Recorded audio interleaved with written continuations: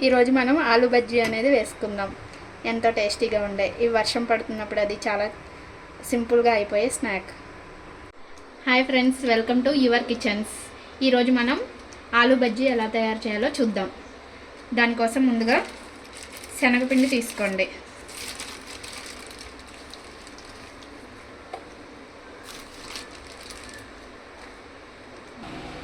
అదేవిధంగా ఇందులోకి కొద్దిగా బియ్యం పిండి కూడా యాడ్ చేసుకోండి. మీరు శనగపిండి 3 వంతులు తీసుకుంటే 1 వంతు బియ్యం పిండి తీసుకోండి.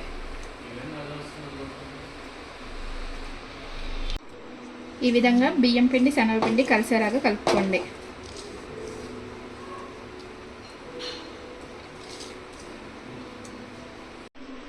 ఇప్పుడు ఇందులో కొద్దిగా కారం,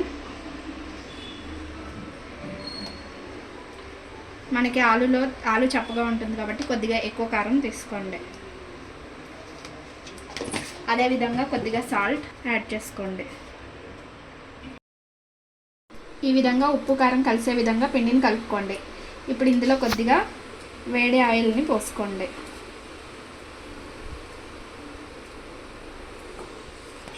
ఇప్పుడు ఈ ఆయిల్ కూడా బాగా కలిసేలా కలుపుకోండి.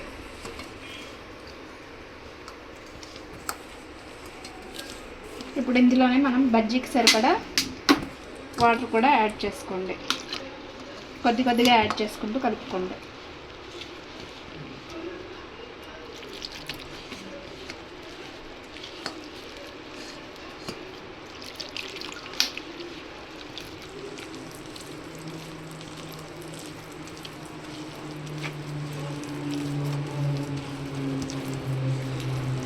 ఈ విధంగా ఉండలు లేకుండా ఫస్ట్ గట్టిగా కలుపుకొని తర్వాత కొద్దిగా వాటర్ యాడ్ చేసుకోండి.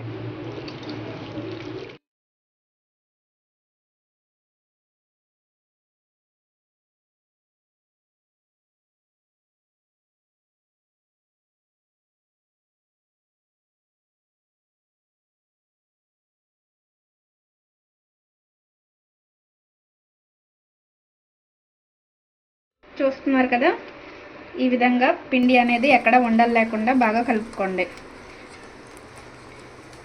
పిండి అనేది మరీ పలచగా కాకుండా మరీ గట్టిగా కాకుండా కలుపుకోండి.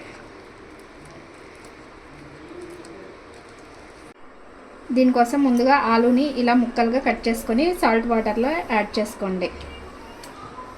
చూస్తున్నారు కదా, ఈ విధంగా ఆలు అనేది ముక్కల్లో కట్ చేసుకోండి. ఇప్పుడు మనం బజ్జీ కోసం పిండిని ప్రిపేర్ చేసుకుందాం. ఇప్పుడు డీప్ ఫ్రైకి సరిపడా ఆయిల్ పెట్టుకోండి. పొయ్యి మీద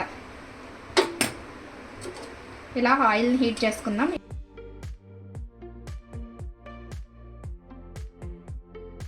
చూస్తున్నారు కదా, పిండి అనేది ఈ విధంగా కలుపుకోండి. ఇందులో కొంచెం ఉప్పు కారం కనుక ఏమైనా తగ్గినట్లయితే మళ్ళీ యాడ్ చేసుకోండి. ఇప్పుడు ఇందులోకి మనం తీసుకున్న ఆలు అనేది ఇలా డిప్ చేసుకోండి.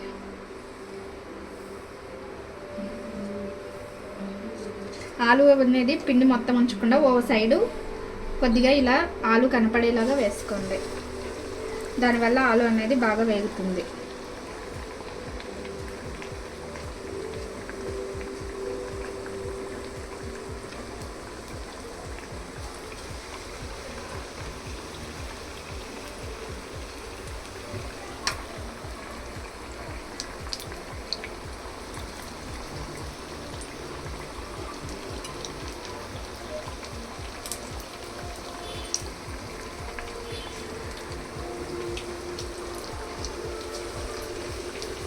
బజ్జీ వేసేటప్పుడు మంట అనేది హై ఫ్లేమ్లో ఉండేలాగా చూసుకోండి.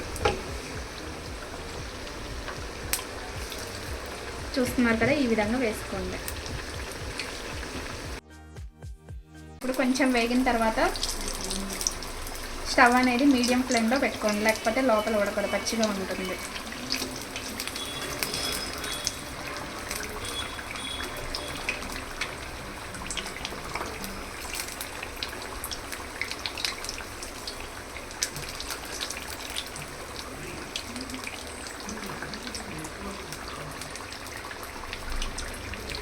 చూస్తున్నారు కదా, ఈ విధంగా గోల్డెన్ కలర్లోకి రాగానే తీసి పక్కన ఉంచుకోండి.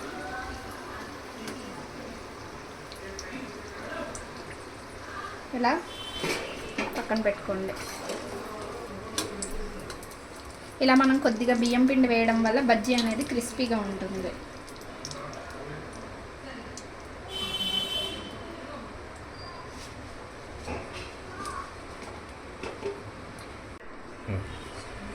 ఇప్పుడు ఇదే విధంగా మిగిలిన ఆలు ముక్కలను కూడా వేసుకోండి.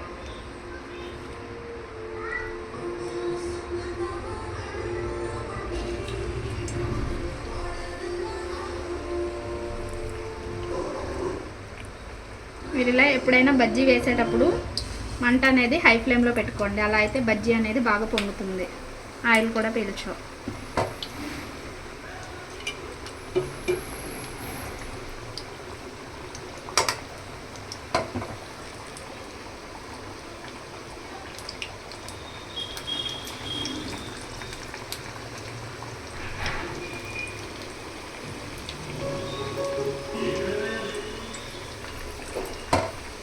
చూస్తున్నారు కదా, ఈ విధంగా వేసేటప్పుడు ఒకవైపు మాత్రం పిండి అంటుకోకుండా, మరీ ఎక్కువ అంటుకోకుండా చూసుకోండి. దీనివల్ల ఆలు అనేది బాగా వేగుతుంది లోపల.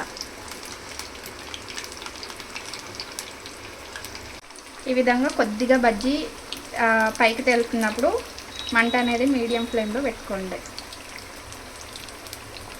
ఈ విధంగా రెండు వైపులా టర్న్ చేసుకుంటూ బాగా కాల్చుకోండి.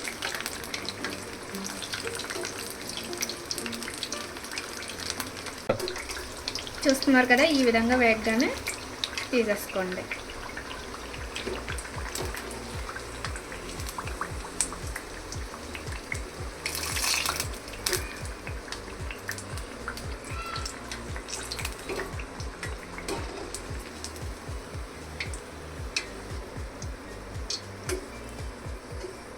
చూస్తున్నారు కదా, ఆలు బజ్జీ అనేది రెడీ అయిపోయింది.